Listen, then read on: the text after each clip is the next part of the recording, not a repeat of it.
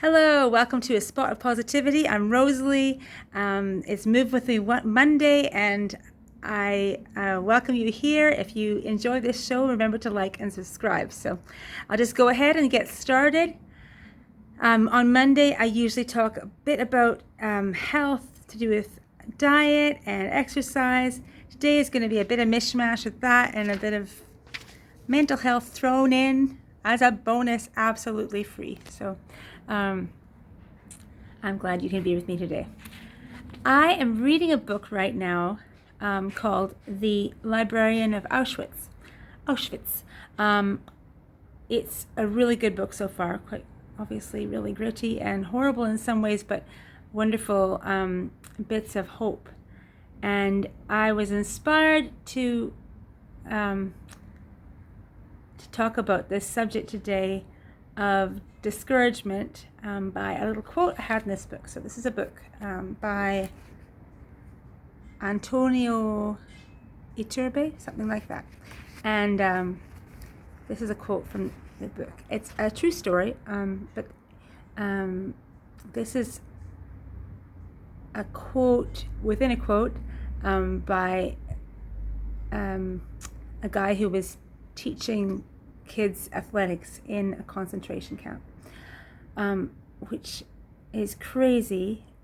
You would think to be doing exercise when you're already being really mistreated and all that kind of thing. But here we go, and this is what he said. This is the strongest athlete isn't the one who finishes first. That athlete is the fastest. The strongest athlete is the one who gets up again every time he falls. The one who doesn't stop when he feels the pain in his side. The one who doesn't abandon the race, no matter how far away the finish line is. That runner is a winner whenever he reaches the finish line, even if he comes in last. Sometimes, no matter how much you want it, being the fastest isn't an option.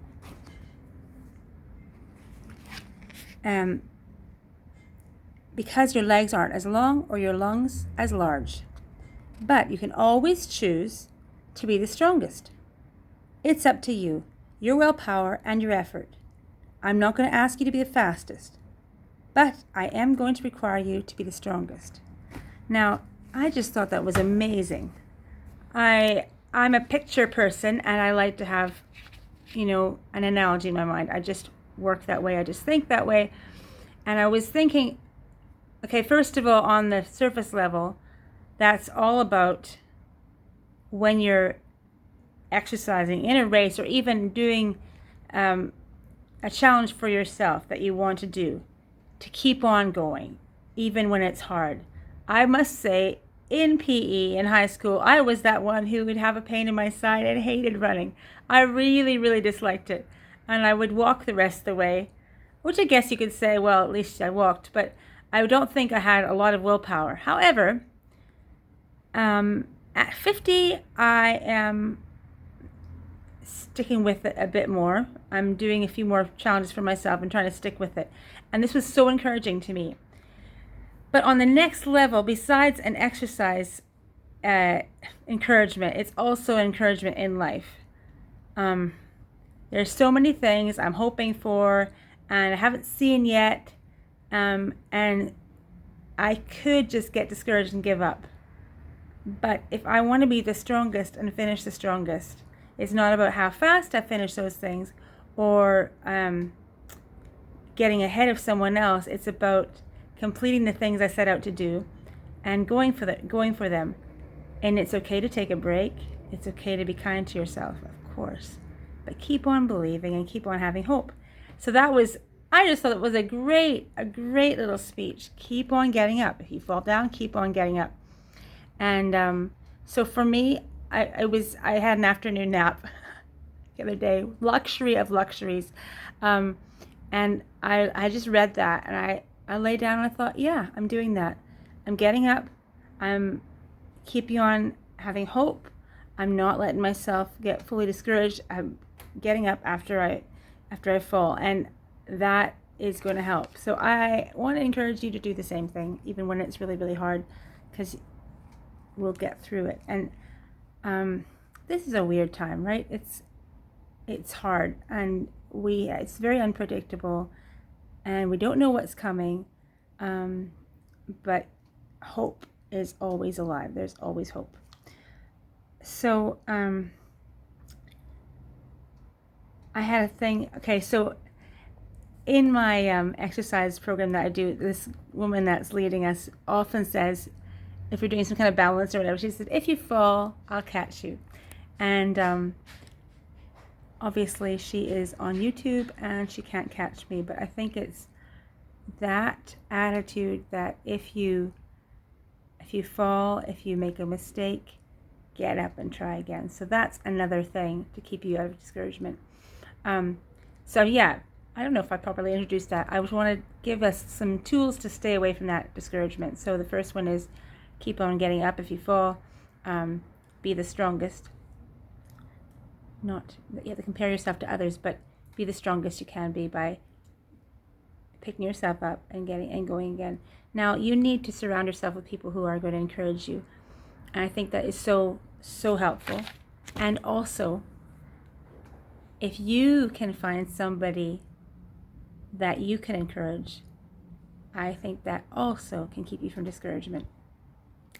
I am a kind of person who will reach out to people and talk to them and share stuff that's going on in my life in order to keep myself healthy. So I do that, and I think as well I need to then notice people who are needing that same kind of support from me, and be able to chat with them and hear what's going on in their lives to encourage them.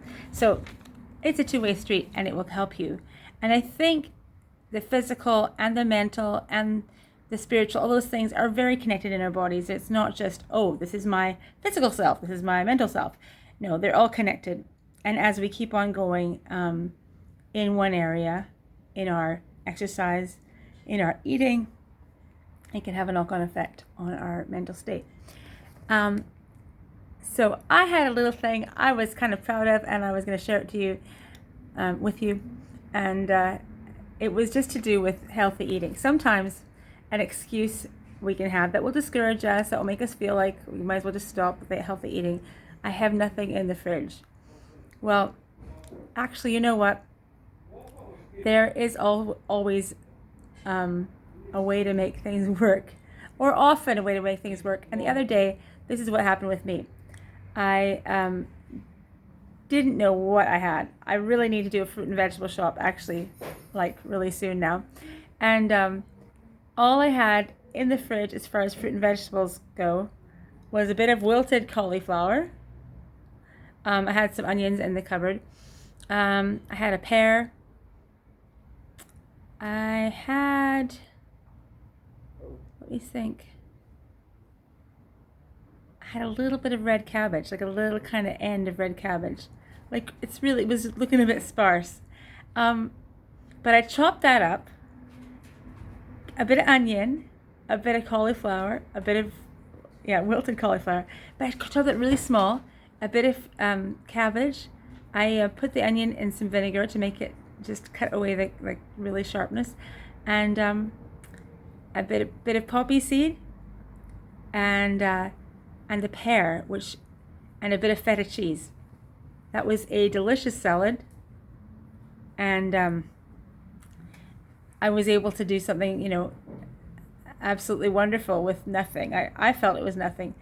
Salt and pepper, poppy seed, yogurt, and those few bits of vegetables. So I'd never heard of a salad like that before, but it was well received, and it was actually delicious. So try something new. Don't just think, oh, I have nothing in the house and I can only eat junk food. Keep on going. And I have two more things to say.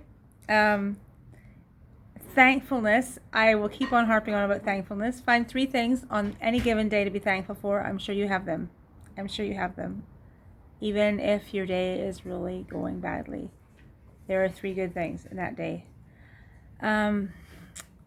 And also, now, this is also in my book, that about this girl, and it was a true story of this girl that was in this concentration camp, and she, in order to cope and in order to not feel discouraged, she would have her memories and she would think about something wonderful, a time that she wanted to keep in her memory. If that can work for someone in such a horrible situation, it can work for us. Remember something wonderful in your life and think about that. So there you go. That's a few things to help you not to get discouraged, to keep going, keep exercising, keep eating right, and keep filling your mind with good things and encourage others. Thanks for joining me today on A Spot of Positivity. See you soon again.